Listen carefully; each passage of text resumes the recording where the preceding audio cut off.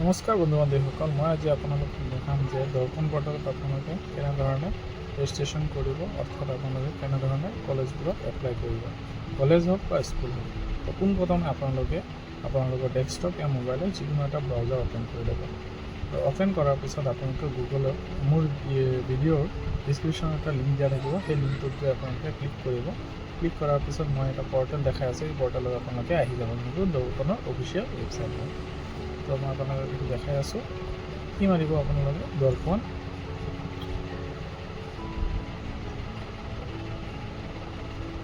তো ইয়াত আপোনালোকে মোৰ যোনটো ভিডিঅ'ৰ ডিছক্ৰিপশ্যনত দিয়া আছে সেইটো লিংকৰ পৰা আপোনালোকে এইটো পেজত আহি যাব।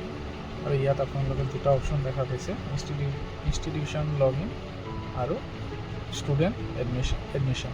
তো এইটো ক্লিক কৰি দিব, ষ্টুডেণ্ট এডমিশ্যনত ক্লিক কৰি দিব। ক্লিক কৰাৰ লগে লগে কিছু এনেধৰণৰ পেজ আহি যাব। তো আপোনালোকে প্ৰথমবাৰৰ বাবে ৰেজিষ্ট্ৰেশ্যন কৰিব, তো তলত দেখা পাইছে ক্লিক হিয়াৰ। তো তাতে ক্লিক কৰি দিয়াৰ পিছত আপোনালোকে ৰেজিষ্ট্ৰেশ্যন পেজটোত আহি যাব। তো ইয়াত প্ৰথমতে আপোনালোকৰ বৰ্ডটো সোধা হৈছে, ছিলেক্ট বৰ্ড, কোনটো বৰ্ড হয়। যদি ষ্টেট বৰ্ডৰ পৰা দিছে তো এইটো ছিলেক্ট কৰি ল'ব, আৰু কোনটো ইয়াৰত পাছিং কৰিছে সেইটো ফিল আপ কৰাৰ পিছত আপোনালোকে ইয়াত নেম অফ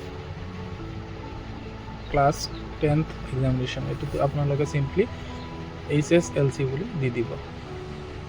তো মই ইয়াত HSLC ফিল আপ কৰি লৈছোঁ, আৰু ইয়াত আপোনালোকে ৰোল নম্বৰটো ইয়াত আপোনালোকে চইচ কৰি ল'ব। আপোনালোকৰ ৰোল নম্বৰটো কি হয়, যিটো এডমিট কাৰ্ডত দিয়া আছে নিশ্চয়, সেইটো আপোনালোকে প্ৰপাৰলি ইয়াত ভালকৈ বহাই ল'ব, নহ'লে আপোনালোকৰ এডমিশ্যনটো ৰিজেক্ট হৈ যাব। তো নেক্সট আপোনালোকে ৰোল নম্বৰটো ইয়াত ছিলেক্ট কৰি ল'ব। নম্বৰটো প্ৰথমত ৰোলটো দিব, তাৰপিছত আপোনালোকে নম্বৰটো দিব। এডমিটত ধুনীয়াকৈ দিয়াই আছে। তো ইয়াত চাব পাৰে নেক্সট 5 নম্বৰত আছে টোটেল মাৰ্কছ। টোটেল মাৰ্কছ আপোনালোকৰ এইটো অট'মেটিকৈ থাকিব 600, আৰু ইয়াত আপোনালোকে কিমান মাৰ্কছ পাইছে সেইটো আপোনালোকে ইয়াত বহাই দিব। যিমান মাৰ্কছ পাইছে টোটেল, এই মাৰ্কটো আপোনালোকে ইয়াত বহাই দিলে আপোনালোকৰ পাৰ্চেণ্টেজ যোনটো আছে নিজে নিজে জেনেৰেট হৈ যাব। তো আমি ইয়াত টোটেল মাৰ্কছ কিমান অবটেইন কৰিছোঁ এইটো বহোৱাৰ লগে লগে পাৰ্চেণ্টেজ শ্ব' হৈ গৈছে। তো নেক্সট আমি কি কৰিম, 8 নম্বৰত দেখা পাইছে ইয়'ৰ full name as per class 10 certificate. আপোনালোকৰ 10th যোনটো চাৰ্টিফিকেট আছে, এই চাৰ্টিফিকেটত যোনটো আপোনালোকৰ নাম আছে এজ ইট ইজ এনেকৈ বহাই দিব। তো মই ইয়াত ফিল আপ কৰি দিছোঁ।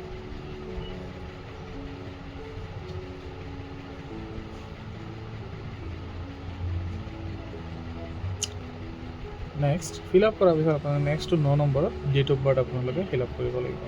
তো মই ইয়াত ডেট অফ বাৰ্থটো ফিল আপ কৰি লৈছোঁ।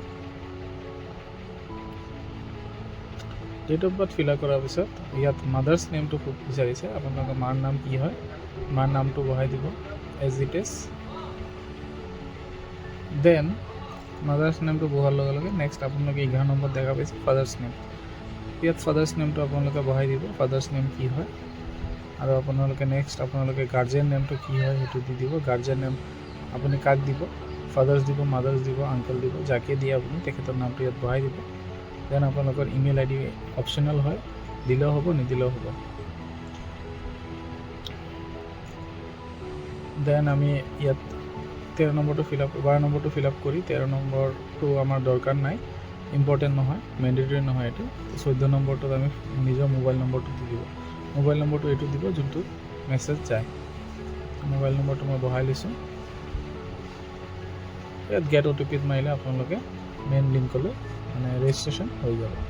নেক্সট আপোনালোকে ইয়াত ৰেজিষ্ট্ৰেশ্যন কৰাৰ হোৱাৰ পিছত ইয়াত লগ ইন পৰ্টেল যোনটো দেখা পাইছে সেইটো লগ ইন কৰি ল'ব। তো মই ইয়াত লগ ইন কৰি লৈছোঁ।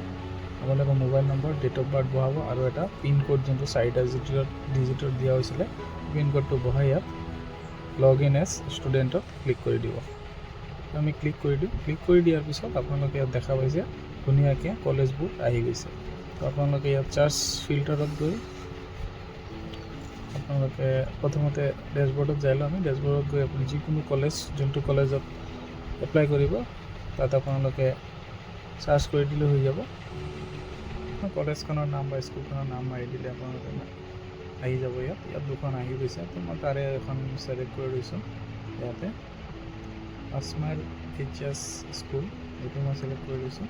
ইয়াত এপ্লাই বাটনত ক্লিক কৰি দিছোঁ। এপ্লাই বাটনত ক্লিক কৰাৰ লগে ইয়াত আপোনালোকে দেখা পাইছে art, apply in art stream. ইয়াত অকল আৰ্টছেই আছে, চ' আপোনালোকে আৰ্টছতে এপ্লাই কৰিব। বিভিন্ন ধৰণৰ কলেজ আছে, তাত সকলোবোৰ ষ্ট্ৰীম থাকে, তাত আপোনালোকে সেই ধৰণে আপোনালোকে এপ্লাই কৰিব পাৰিব। প্ৰচেছ ছেমেই হ'ব, তো ইয়াত কোনো ভয় কৰিব নাই।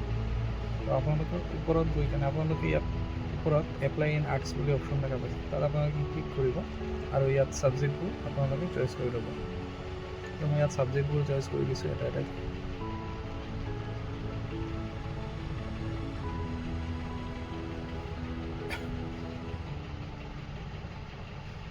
তো ছাবজেক্টবোৰ চইচ কৰি হৈ যোৱাৰ পিছত আপোনালোকে অলপ স্ক্ৰল কৰিলে তলত আপোনালোকে দেখা পাব যে ইয়াত কি আছে, ছাবমিট বটন আছে। ছাবমিট বটনত ক্লিক কৰাৰ লগে লগে আপোনালোকে এপ্লাই আৰু আপোনালোকৰ যোনটো এইটো পৰ্টেলত যেনেকৈ আপোনালোকে এপ্লাই কৰিব মানে ছাকচেছফুল হৈ যাব। তো তাতে কি কৰিব, আপোনালোকে ছাবজেক্টবোৰ ভালকৈ এবাৰ চাই ল'ব। চাই লোৱাৰ পিছত আপোনালোকে তলত ইয়াত দেখা পাইছে, তো ইয়াত আপোনালোকে ক্লিক কৰাৰ লগে লগে আপোনালোকে দেখা পাইছে ইয়াত ছাকচেছফুলি হৈ গ'ল। তো ইয়াত একনলেজমেণ্টটো ক্লিক কৰাৰ লগে লগে আপোনালোকে একনলেজমেণ্টটো ইয়াত চাব পাৰিব। তো একনলেজমেণ্ট এনেধৰণে ছাবজেক্টবোৰ চাব পাৰিব আপোনালোকে, আৰু এইটো প্ৰিণ্ট আউট কৰি ৰাখি দিব। যেতিয়া আপোনাৰ মেৰিট লিষ্টৰ নাম আহিব তেতিয়া এইবোৰ ডকুমেণ্টছ লৈ আপোনাৰ কলেজত ভিজিট কৰিব লাগিব বা স্কুলত ভিজিট কৰিব লাগিব। আৰু আশা কৰিছোঁ ভিডিঅ'টো আপোনালোকে ভাল পাইছে, আৰু যদি আপোনালোকৰ কিবা ডাউট আছে মোক কমেণ্টত জনাব, মই আপোনালোকক সলিউশ্যন